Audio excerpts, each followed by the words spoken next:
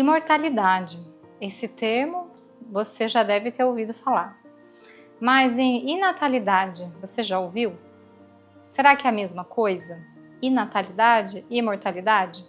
Dá na mesma? Pois então, vamos pensar um pouquinho sobre isso. Acho que combina aqui com o nosso tema.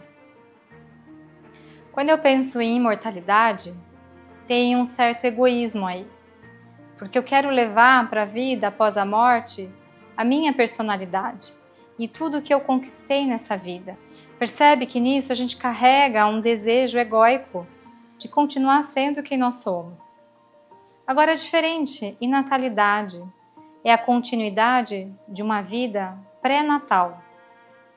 Significa que existia uma personalidade antes dessa, a qual eu me reconheço. E isso faz toda a diferença. O que será que eu venho continuar nessa vida terrena que eu comecei numa vida celestial? E quando eu olho para uma criança que acabou de chegar dessa vida e que não fala e que não tem consciência, porque se tivesse, é possível que se lembrasse de alguma coisa e pudesse nos contar. Mas veja como as coisas são. Elas estão ali reveladas, veladas, porém. É preciso de um olhar especial para que eu identifique naqueles gestos, naquela forma de se desenvolver, que existe uma mensagem. É uma mensagem que vem dessa vida pré-natal. E como educador, como pai, como mãe, como avó, eu posso olhar para essa criança e reconhecer algumas pistas. O que é que ela está revelando? Que propósito ela traz? O que será que ela planejou para si mesma dessa vida pré-terrena?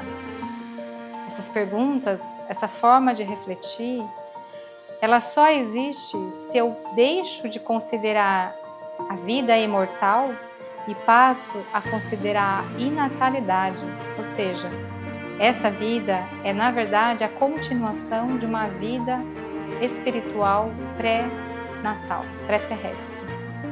Você acha que isso faz diferença? Entende isso? Você já tinha pensado sobre isso? Pois então, dá para ir longe com esses pensamentos. Deixo aqui para você essa reflexão quando estiver olhando para uma criança, especialmente as pequenas, porque ali tem muito mais revelação do que a gente pode imaginar.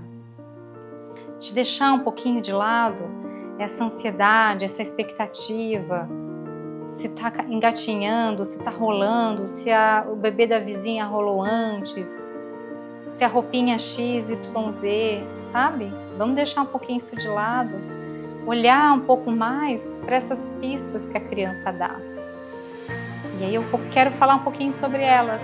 Tem dois grandes panos de fundo que a gente pode reconhecer na criança.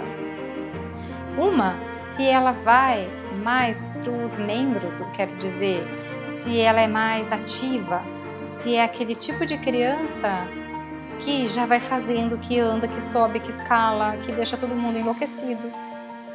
Ou se essa criança é mais contemplativa, se você repara nela uma postura mais fantasiosa já, de certa maneira. É como se ela já estivesse sonhando, não é? Como se ela estivesse fantasiando e criando imagens na cabeça dela. Uma criança mais imagética, uma criança mais imaginativa. É claro, ela só um bebezinho. Só que isso, por exemplo, já é possível de se perceber. Especialmente porque as mães de bebês, elas acabam se unindo com outras mães também, e você pode perceber as nuances que um bebê tem em relação ao outro. Isso não é comparação, são só referências que você pode ter para olhar quem é essa criança. E para olhar de verdade, é importante haver um distanciamento dos nossos desejos, a projeção daquilo que nós almejamos, do nosso ego, da nossa vaidade.